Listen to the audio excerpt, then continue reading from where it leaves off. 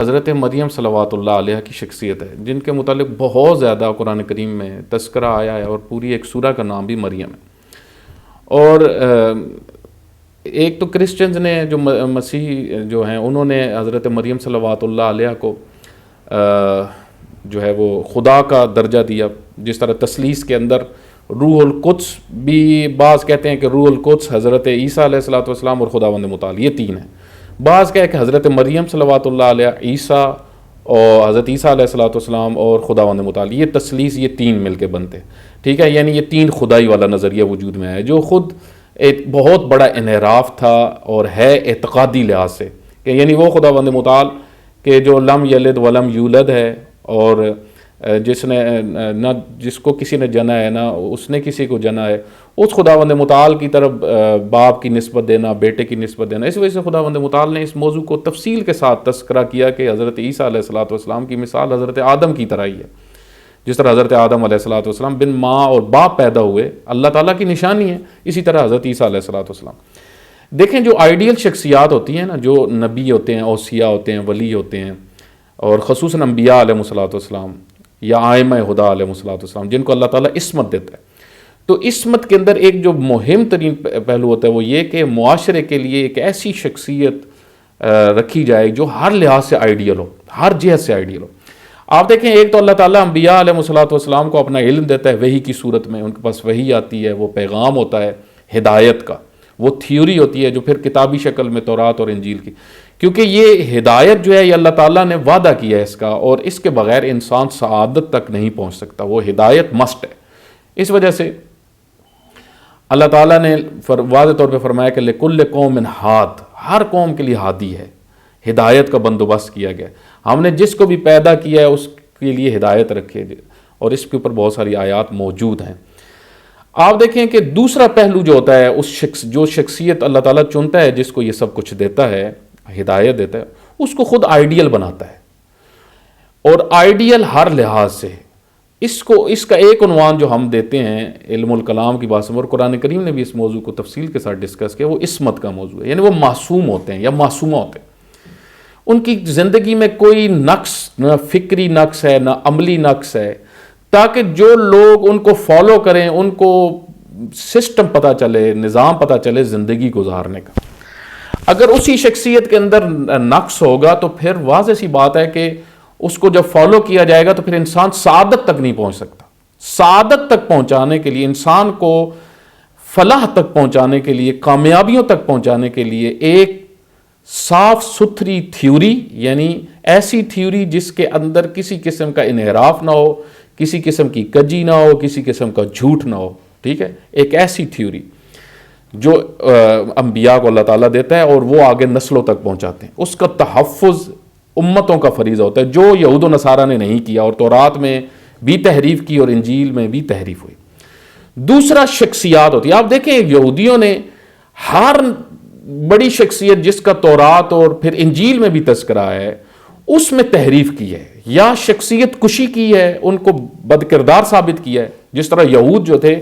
وہ شخصیات کو بد کردار پیش کرنے کے ماہر ہو گئے تھے یا قتل کرتے تھے۔ آپ دیکھیں حضرت یوسف علیہ السلام کی شخصیت دیکھیں، حضرت داؤد علیہ السلام کی شخصیت دیکھیں، اتنی تہمتیں ان کی شخصیت کے اوپر لگائی گئی ہیں کہ انسان جب پڑھتا ہے تو حیران ہو جاتا ہے، یعنی ہر بڑے سے بڑا گناہ کی نسبت ان کی طرف دی گئی ہے، ٹھیک ہے۔ تو آپ دیکھیں جب آپ نے دین پھر کس سے لینا ہے، یعنی ایک بہت مہم بات ہے یہاں پہ کہ آپ نے جب ہدایت کے سارے سسٹم کو ہی انہوں نے منہدم کر دیا تو پھر دین کہاں سے لوگے؟ شخصیت بھی کچھ شخصیات کی بھی جو ہے وہ کشی کر دی، ان کو بھی جو ہے ان کو بھی نیچے گرا دیا، ان کے مقام کو بھی گرا دیا، اور دوسرا ہدایت میں بھی تحریف کر دی، تو اب دین کہاں سے لیں گے؟ اس وجہ سے ان کے پاس دین کا کوئی منبع نہیں ہے، کوئی معتبر منبع نہیں۔ اس وجہ سے آپ آج اگر یہودیوں کے ہاں یا عیسائیوں کے ہاں مثلا یہی تحقیق کرنا شروع کریں کہ حضرت مریم کی شخصیت کیسی تھی، آپ کو نہیں ملے گا، بالکل انہوں نے تحریف کر دی اس میں۔ حضرت عیسیٰ کی شخصیت میں بالکل تحریف کر دی، یعنی آپ کو حضرت عیسیٰ کی شخصیت کا کوئی پہلو جو انسان سے مربوط ہے اور انسانیت کی ہدایت کے لیے آپ کو نہیں ملے۔ حالانکہ اللہ تعالیٰ نے ان شخصیات کو جو بھیجا ہوتا ہے وہ اس لیے کہ لوگ ان کے کردار کو سمجھیں اور فالو کریں، ان کی مثلا حضرت قرآن کریم نے قرآن کریم نے حضرت مریم صلوات اللہ علیہ کی پاکیزگی کو بہت زیادہ ڈسکس کیا، ان کی پاک دامنی کو ڈسکس کیا، بہت زیادہ ڈسکس کیا، یعنی پاک دامن. آج آپ دیکھیں ہماری سوسائٹی کی سب سے بڑی ضرورت، آج ہمارے معاشرے کی سب سے بڑی ضرورت پاک دامنی. لوگ پاک دامن نہیں ہیں، ٹھیک ہے. اور یہ جو مغربی سویلائزیشن ہے، جو ان کا کلچر ہے، اس نے جو ہماری سوسائٹیز میں بھی انٹرسٹ کر کے سب سے بڑی تباہی پھیلائی ہے، وہ صدق و صفا، جو علامہ اقبال نے بھی فرمایا ہے کہ صدق و صفا کہتے ہیں نفس کی پاکیزگی، نفس کی پاکیزگی معاشرے کے اندر سے ختم ہوگی. اس وجہ سے علامہ اقبال فرماتے ہیں کہ بچوں کا صدق و صفا جو ہے وہ ماؤں سے ہے، یعنی بچے جو پاکیزہ بنتے ہیں وہ پاکیزہ ماؤں سے وجود میں آتے ہیں. تو آپ دیکھیں یہ جب اسوہ نہیں بنانا، اب اصل میں کیا ہے کہ ان کے کردار کو اپنانا ہے، سیرت کو اپنانا ہے. دیکھیں آپ کسی کی سیرت کو سمجھ رہے ہیں نا، پھر آپ اس کا اسوہ اپنا رہے ہیں. سیرت اور اسوہ جڑے ہوئے یعنی ہے ایک سیرت. آپ نے اس کردار کو سمجھنا ہے، اس کے زندگی کے اصولوں کو سمجھنا ہے. جب ان کو سمجھ کے آپ فالو کریں گے، اس کو اسوہ کہتے ہیں، یعنی آپ اس کو نمونہ کے طور پہ لے رہے ہیں. حضرت زہرا سلام اللہ علیہ کی مجاہدت آپ دیکھیں، ایک انقلابی گھر میں پیدا ہوتی ہے، ایک انقلابی گھر میں پیدا ہوئی. رسول اللہ انقلابی شخصیت، مسلسل جد و جہد، جس طرح محسن بھائی نے بات کی کہ سیدہ سلام اللہ علیہ کی پوری زندگی میں جد و جہد ہے، مظلومیت ہے. جس گھر میں جس وقت آئی اس وقت مشکلات تھی، پھر شیب ابی طالب میں سخت ترین مشکلات، پھر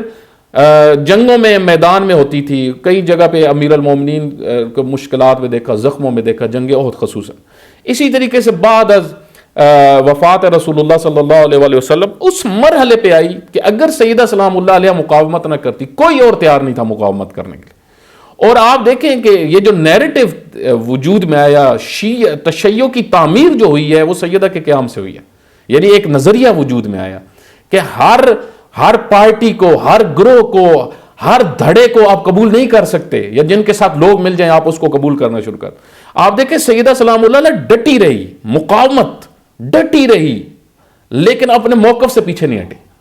آج آپ دیکھیں کہ رہبر معظم کی آپ کو سب سے بڑی خصوصیت کیا ملے گی جو سیدہ کے بیٹے ہیں، وہ یہی ریزسٹنس ہے، مقاومت، ڈٹے رہو. کتنی اقتصادی مشکلات برداشت کر رہے ہیں، وہی شیب ابی طالب کی کنڈیشن بھی دیکھی، لیکن آج اس سے نکل چکے ہیں، آج اس سے آگے بڑھ چکے ہیں. لیکن آپ دیکھیں کہ وہ مطلع الفجر قریب ہے، وہ ریزسٹنس کا نتیجہ بہت قریب ہے، وہ محنت انشاءاللہ نتیجہ دے گی. جس طرح سیدہ سلام اللہ علیہ کی محنت آج دیکھیں، سیدہ کی مقاومت آج ابھی تو اور ثمرات اس کے ظاہر ہونے ہیں، لیکن آج جتنے آپ کو بڑے لیڈرز مل رہے ہیں، سادات آپ کو دیکھیں، آپ پوری تاریخ میں سادات آپ دیکھیں جنہوں نے ریزسٹنس کی، جنہوں نے نہضتیں آگے چلائی، یہ سارے سیدہ سلام اللہ علیہ کی اس مقاومت اور ثمرات کے نتیجے ہیں. ایک شخصیت نے آپ دیکھیں کہ کتنا بڑا اثر دکھایا ہے اور تاثیر چھوڑی ہے دنیا کے لیے. یہ میرے خیال میں بہت بڑا اسوہ ہے خواتین کے لیے، خصوصاً خواتین، کہ اگر ایک خاتون اپنی زندگی کا 18 سال بھی صحیح استعمال کرے اور بندگی خدا اور اطاعت خدا میں، تو وہ کتنی نتیجہ بخش ہے، کتنی ثمرات ہے اس کے بچے کتنے پرثمر ہوں گے، اس کا کردار آئیڈیل بن جائے گا. جس طرح قرآن کریم نے جو ہے وہ حضرت آسیہ سلام اللہ علیہ یا حضرت مریم صلوات اللہ علیہ ان سب کو اسوہ کے طور پہ پیش کیا، اور حضرت فاطمہ تو زہرا ان سب سے بڑھ گئے. اور آج میں ایک آخری بات بڑی امپورٹنٹ جو اس چیز میں عرض کروں کہ آج آپ دیکھیں یہ خواتین جو ٹک ٹاک پہ، یوٹیوب پہ اور یہاں نظر آ رہی ہیں، یہ ساری کس وجہ سے؟ ایک وجہ اس کی فائنینشل پرابلمز ہیں جو یہاں پہ دھکیل کے لے کے آ رہی ہیں، خواتین یہاں تک پہنچ گئی، ایک وجہ. ورنہ اور بھی بہت ساری وجوہات ہیں. ہماری سوسائٹی کے اندر ہی اتنی مشکلات ہو چکی ہیں کہ خود بخود اس کے اندر سے برائی نکل رہی ہے، یعنی کلچر ایسا ڈیولپ ہو چکا ہے. لیکن اوورآل ایک فائنینس ایک بہت بڑا مسئلہ ہے، جس وجہ سے آپ دیکھیں کہ خواتین کو اس کام پہ لگا دیا گیا اور وہ اپنے بدن کو بیچتی ہیں. آپ دیکھیں سیدہ کی سیرت میں جو آپ کو چیز ملے گی، اور حضرت مریم صلوات اللہ علیہ کی، کہ گھر میں کھانا آ رہا ہے آسمانوں سے،